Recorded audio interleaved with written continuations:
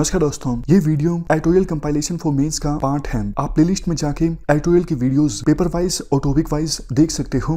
और अगर आप दिसंबर 2019 के बाद की वीडियोस को देखना चाहते हो तो वीडियो के नीचे मौजूद ज्वाइन बटन की सहायता से आप मेंबरशिप को ज्वाइन कर सकते हो। चलिए डिस्कशन स्टार्ट करते हैं। ये सारे एस्पेक्ट हम कवर करेंगे इस आर्टिकल के डिस्कशन में। सबसे पहले बात करते हैं कंटेक्स्ट की। आज देखो 10 सेंट्रल ट्रेड यूनियंस ने देशव्यापी हड़ताल का आह्वान किया है। क्यों? क्योंकि ट्रेड यूनियंस के अनुसार सरकार जो लेबर कोड्स लेकर आई है वो एंटी पीपल हैं, एंटी लेबर इकोनॉमिक पॉलिसीज सरकार अपना रही है। इसके बाद कोल और डिफेंस सेक्टर्स से संबंधित जो ट्रेड यूनियंस हैं वो भी प्रोटेस्ट कर रही हैं सरकार की पॉलिसीज के अगेंस्ट। कौन सी पॉलिसीज? प्राइवेटाइजेशन और कॉर्पोरेटाइजेशन से संबंधित। कोल सेक्टर को सरकार के द्वारा ओपन कर दिया गया है। पहले तो सिर्फ एक ही कंपनी थी कोल माइनिंग के लिए, सरकारी कंपनी कोल इंडिया, लेकिन अब कोल सेक्टर को सरकार के द्वारा ओपन कर दिया गया है। तो इसका विरोध किया जा रहा है कोल सेक्टर की ट्रेड यूनियंस के द्वारा। हमें देखो डिटेल से एनालिसिस के साथ ये समझने की आवश्यकता है आखिरकार ट्रेड यूनियंस हड़ताल कर क्यों रही हैं। क्या उनके पास कोई और भी अल्टरनेटिव था या नहीं था? देखो 1991 के बाद से ही वेरियस एक्सपर्ट्स के द्वारा, इकोनॉमिस्ट के द्वारा, इवन ग्लोबल फाइनेंशियल इंस्टीट्यूशंस के द्वारा ये सजेस्ट किया गया है कि इंडिया को लेबर रिफॉर्म्स लाने की आवश्यकता है। तो विभिन्न सरकारों ने लेबर रिफॉर्म्स लाने के प्रयास किए, लेकिन पिछले 2 सालों में ये प्रयास काफ़ी ज़्यादा तेज हो गए। जैसा आपको पता है 44 लेबर लॉज से हमारे देश में, और 44 लेबर लॉज के बजाय अब 4 लेबर कोड आए हैं। राइटर कहते हैं ये जो 4 लेबर कोड हैं वो देखो उन प्रोमिसेस को पूरा करने के लिए लाए गए हैं जो अनप्रूवन हैं।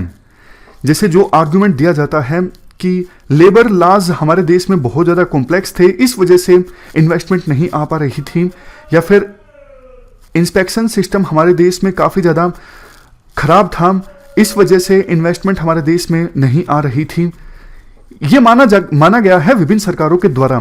इसीलिए तो विभिन्न सरकारें ये कोशिश करती आई हैं कि जल्द से जल्द लेबर लॉज में रिफॉर्म लाए जाएं और इंस्पेक्शन सिस्टम को आसान बनाया जाए ताकि ज़्यादा से ज़्यादा इन्वेस्टमेंट आए। लेकिन राइटर नहीं मानते इस बात को। राइटर कहते हैं इसका कोई प्रूफ नहीं है कि लेबर लॉज की वजह से इन्वेस्टमेंट नहीं आ पा रही थी। कोविड-19 के बाद तो विभिन्न सरकारों ने सोचा कि ये तो बिल्कुल उपयुक्त टाइम है लेबर लॉज में रिफॉर्म लाने के लिए, और कई सारी सरकारों ने लेबर लॉज को बदल दिया ताकि फैक्ट्रीज में प्रोडक्शन को फिर से रिवाइव किया जा सके। इवन काफ़ी सारी राज्य सरकारों ने तो कानून को ताक पे रख के लेबर लॉज को चेंज किया। कानून को ताक पे रखने का मतलब ये है कि आपको लेबर लॉ में बदलाव लाना है तो असेंबली में बिल पास करवा के, मतलब चेंज करके पुराने एक्ट को, या फिर ऑर्डिनेंस की सहायता से आपको चेंज करना होगा एक्ट। लेकिन सरकार ने एग्जीक्यूटिव डिसीजन से उस एक्ट को चेंज कर दिया, तो कानूनी तौर पे भी ये गलत था। देखो वैसे जो ये 4 नए कोड्स आए हैं, ऐसा नहीं है कि सारी कमियां ही हैं, कुछ अच्छी चीज़ें भी हैं इन 4 लेबर कोड्स में। जैसे यूनिवर्सल मिनिमम वेज की बात कही गई है, ट्रेड यूनियन को स्टैट्यूटरी रिकॉग्निशन दिया गया है, एम्प्लॉयमेंट कॉन्ट्रैक्ट्स का formalisation, social security to gig workers जैसे स्विगी और जोमेटो, इन कंपनीज में जो वर्कर काम करते हैं, डिलीवरी करते हैं, वो गिग वर्कर्स हैं, मतलब टेम्परेरी वर्कर्स हैं, उनको सोशल सिक्योरिटी देने की बात कही गई है जो नए लेबर कोड्स आए हैं उनमें। इसके अलावा कोड्स ने लेबर इंस्पेक्शन सिस्टम को डाइल्यूट कर दिया। इसकी वजह से जो एम्प्लॉयर्स हैं वो वर्कर्स का एक्सप्लॉयटेशन कर सकेंगे, मतलब कि उनका डर खत्म हो जाएगा कि अब तो इंस्पेक्शन सरकार का इतना स्ट्रिक्ट नहीं है, तो फिर कई एम्प्लॉयर्स, सभी नहीं, कुछ एम्प्लॉयर्स मनमाना रवैया अपना सकते हैं वर्कर्स के प्रति। तो ये पॉइंट काइंड ऑफ यहीं आना चाहिए, ये क्रिटिसिज्म है। उसके बाद एम्प्लॉयर्स को और भी काफ़ी फ्लेक्सिबिलिटी दे दी गई है, जैसे एम्प्लॉयर्स पहले के अपेक्षा कर ज़्यादा आसानी से हायर कर सकेंगे और नौकरी से निकाल सकेंगे। कॉन्ट्रैक्ट लेबर को हायर करने की आज़ादी, अनरेगुलेटेड फिक्स टर्म एम्प्लॉयमेंट, ये सब इंडिपेंडेंस अब एम्प्लॉयर्स को दी गई है। तो देखो ओवरऑल सिचुएशन ऐसी क्रिएट हो गई है कि आज के समय में वर्कर्स काफ़ी ज़्यादा इनसिक्योर महसूस करते हैं। क्यों? क्योंकि देखो एक तरफ अनएम्प्लॉयमेंट काफ़ी ज़्यादा इंक्रीज हो गई है, हमने पिछला आर्टिकल डिस्कस किया, इन्फ्लेशन बढ़ गई है, इसके साथ साथ ये लेबर कोड्स, तो इन सब रीजंस के कारण वर्कर आज के समय में काफ़ी इनसिक्योर फील करते हैं।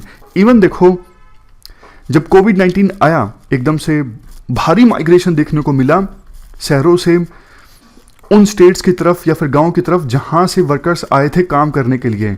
तो वर्कर्स को ये लगा कि मुश्किल की घड़ी में सरकार ने उतना साथ नहीं दिया जितना सरकार को देना चाहिए था। तो फिर क्वेश्चन ये उठता है कि ट्रेड यूनियन आखिरकार करे क्या? ट्रेड यूनियंस कैसे वर्कर्स की आवाज उठाएं?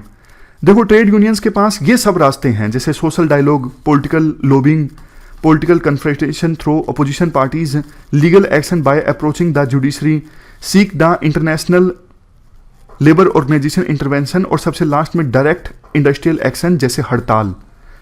तो हम इन एक्शंस को एनालाइज करते हैं कि ट्रेड यूनियंस ने सीधा हड़ताल करने के बजाय बाकी ऑप्शंस को क्यों नहीं एक्सप्लोर किया अपनी बात मनवाने के लिए। सबसे पहले बात करते हैं सोशल डायलॉग की। क्या ट्रेड यूनियंस ने बात की सेंट्रल गवर्नमेंट के साथ? इसका आंसर है यस। सेंट्रल गवर्नमेंट ने हालांकि वाइड स्केल बातचीत नहीं की लेबर यूनियंस के साथ। इन लेबर कोड्स से संबंधित बिल्स को पास करवाने से पहले सिर्फ एक फॉर्मेलिटी कर दी सरकार ने कि हाँ हमने लेबर यूनियन से बातचीत की है। और इवन इंडियन लेबर कॉन्फ्रेंस, जो कि एक 3 पक्षीय सोशल डायलॉग बॉडी है जिसमें इंडस्ट्री के रिप्रेजेंटेटिव्स हैं, ट्रेड यूनियंस के रिप्रेजेंटेटिव हैं और सरकार के रिप्रेजेंटेटिव हैं, ये कॉन्फ्रेंस पिछली आयोजित हुई थी 2015 में। बाद में सरकार ने कह दिया इसका कोई फायदा नहीं है, इसको नहीं ऑर्गेनाइज करते हैं, तो उसके बाद से ये कॉन्फ्रेंस ऑर्गेनाइज ही नहीं हुई। तो कहने का मतलब ये है सोशल डायलॉग हो नहीं रहा है जिस लेवल पे होना चाहिए। उसके बाद नेक्स्ट है पॉलिटिकल लॉबिंग। पॉलिटिकल लॉबिंग जैसे पॉलिटिकल पार्टीज को कन्विंस करवा के अपनी बात मनवाना। जैसे देखो कई सारी ट्रेड यूनियंस हैं या फिर वर्कर्स की ऑर्गेनाइजेशन हैं जिनका एफिलिएशन बीजेपी से है, और कुछ ऐसी वर्कर्स की ऑर्गेनाइजेशन है जिनका एफिलिएशन कांग्रेस से है। तो ओवरऑल कई सारी सेंट्रल ट्रेड यूनियंस जैसे राष्ट्रीय Swayamsevak Sangh, affiliated trade union, भारतीय मजदूर संघ, इन्होंने देखो सरकार को बहुत सारी रिप्रेजेंटेशंस दी कि आप हमारी बात मान लीजिए, सजेशन भी दिए, बट सरकार ने इनकी बातों को नहीं माना। इसके बाद बात आती है political confrontation through opposition parties कि जो अपोजिशन की पार्टीज हैं उनको कन्विंस करा के उनको बोलना कि आप हमारे हकों की लड़ाई लड़िए। आप बताइए क्या बोलेंगे राइटर इस पॉइंट में? आपको भी पता है राइटर यही बोलेंगे कि अपोजिशन अपने आप में काफ़ी ज़्यादा स्ट्रोंग है और बड़े बड़े बिल्स पास हो गए लेकिन उन पर कोई चर्चा नहीं हुई। एक संगठित अपोजिशन अभी फिलहाल आज के समय में हमारे देश में नहीं है, जो कि होना चाहिए सरकार की पॉलिसीज को कंस्ट्रक्टिवली क्रिटिसाइज करने के लिए। उसके बाद नेक्स्ट उपाय ट्रेड यूनियंस के पास बचता है legal action by approaching the judiciary. Judiciary के पास जाए ट्रेड यूनियंस और पिटीशन डाले कि सरकार जो कर रही है गलत कर रही है। लेकिन देखो ट्रेड यूनियंस को अपना जो डर है जुडिशरी का, जिसे कहा नाम दिया गया है इस आर्टिकल में जुडिशियोफोबिया, इस फोबिया को छोड़ना होगा और पूरे स्ट्रॉन्ग लीगल ग्राउंड्स के साथ में जुडिशरी के पास जाना होगा कि देखो ये जो लेबर कोड्स हैं इनमें कमियां हैं, आप सरकार को आदेश दीजिए कि इन कमियों को दूर किया जाए। हाल ही में सुप्रीम कोर्ट ने गुजरात सरकार के फैक्ट्रीज एक्ट में एक अमेंडमेंट को स्ट्राइक डाउन कर दिया, जो कि अच्छी चीज है राइटर के अनुसार। हालांकि माइग्रेंट वर्कर्स का जब प्लान हुआ था कोविड-19 के बाद, उस समय सुप्रीम कोर्ट ने उस समय ऐसा एक्ट नहीं किया जैसा उन्हें करना चाहिए था, लेकिन गुजरात सरकार के फैक्ट्रीज एक्ट के अमेंडमेंट को स्ट्राइक डाउन करके सुप्रीम कोर्ट ने अच्छा काम किया और इसीलिए ट्रेड यूनियंस अब जुडिशरी के पास जा सकती हैं अपनी बात मनवाने के लिए। नेक्स्ट जो अल्टरनेटिव जिसको अवेल किया जा सकता है ट्रेड यूनियंस के पास, ट्रेड यूनियन के द्वारा, वो है इंटरनेशनल लेबर ऑर्गेनाइजेशन की इंटरवेंशन के लिए रिक्वेस्ट डालना। देखो आमतौर पे हमारे देश की ट्रेड यूनियंस ना इंटरनेशनल लेबर ऑर्गेनाइजेशन के पास जाती नहीं है। क्यों? क्योंकि आपको पता है ऐसे आरोप लगते हैं कि आप एंटी नेशनल हो, आप घर की लड़ाई को किसी इंटरनेशनल ऑर्गेनाइजेशन के पास लेकर चले गए, ये देश की रेपुटेशन के अगेंस्ट है।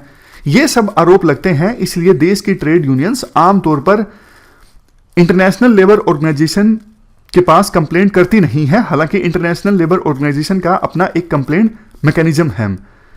बट मई 2020 में इंटरनेशनल लेबर ऑर्गेनाइजेशन ने इंटरवेंशन किया था, तो ट्रेड यूनियंस को थोड़ी बहुत रिलीफ मिली थी। हालांकि सरकार ने वही किया जो सरकार करना चाहती थी, लेकिन ट्रेड यूनियंस ध्यान जरूर आकर्षित कर पाई और सरकार पर थोड़ा दबाव जरूर बना। तो ये सारे जो उपाय हैं वो अपनाए जा सकते हैं ट्रेड यूनियंस के द्वारा, लेकिन कुछ ना कुछ दिखते हैं। तो लास्ट में देखो एक ही ऑप्शन बचता है ट्रेड यूनियन के पास, वो है डायरेक्ट इंडस्ट्रियल एक्शन, यानी हड़ताल करना, और वही ट्रेड यूनियंस के द्वारा अभी किया जा रहा है। ये सब मांगे भी रखी गई हैं सेंट्रल ट्रेड यूनियन के द्वारा, जैसे जो सभी नॉन इनकम टैक्स पेई फैमिलीज हैं उनको 7500 का डायरेक्ट कैश ट्रांसफर किया जाए। इस प्रकार की स्कीम किसानों के लिए लॉन्च की गई है, तो मजदूरों के लिए भी की जाए। 10 kilogram free ration per person per month to all the needy persons. MNREGA scheme को एक्सपेंड किया जाए, एक दिन में 200 दिनों का काम मिलना चाहिए रूरल एरियाज में, और वेजेस भी इंक्रीज हों। अर्बन एरियाज में एम्प्लॉयमेंट गारंटी स्कीम को एक्सटेंड किया जाए। और नेक्स्ट, सभी जो एंटी फार्मर लॉज हैं उनको विड्रॉ किया जाए। नेक्स्ट, गवर्नमेंट एम्प्लॉयमेंट को प्रोटेक्ट किया जाए, ओल्ड पेंशन स्कीम्स को रिस्टोर किया जाए। ये सब मांगे रखी गई हैं ट्रेड यूनियन के द्वारा, और इसीलिए आज हड़ताल है। आज किसानों का भी एक बहुत बड़ा प्रोटेस्ट है। किसान दिल्ली में एंटर करने की कोशिश करेंगे। उनके अनुसार जो फार्म लॉज पास हुए हैं, बने हैं नए, उनमें बहुत सारी कमियां हैं और इनको सरकार वापस ले, ऐसी मांग है फार्मर्स की। इस डिस्कशन में फिलहाल इतना ही है। Thank you very much for discussion.